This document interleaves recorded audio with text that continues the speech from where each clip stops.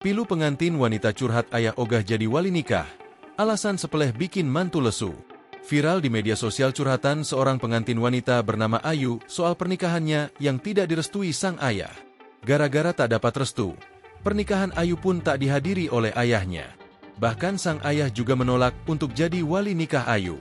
Kisah pilu Ayu itu dibagikan oleh Kepala Kawah Pusaka di Kecamatan Tanjung Priok, Jakarta Utara bernama Muhammad Faiz Arauhi alias Ustaz Faizar.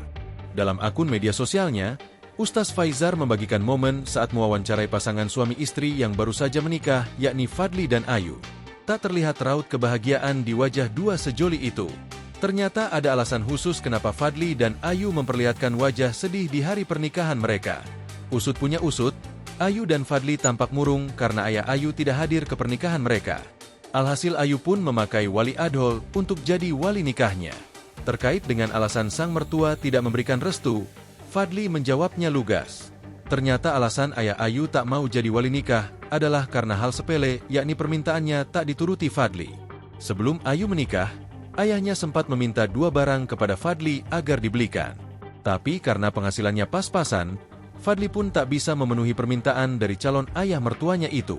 Sang ayah ogah memberikan restu. Ayu mengaku sempat 3 kali meminta restu. Tapi jawaban sang ayah tetap sama, yakni tidak mau merestui dan jadi wali nikah di pernikahan putrinya itu. Meski tampak murung, Fadli mengaku tidak benci dengan sang ayah mertua. Sebab kata Fadli, dirinya tidak mungkin menyimpan dendam kepada ayah dari sang istri. Download Tribun X sekarang, menghadirkan lokal menjadi Indonesia.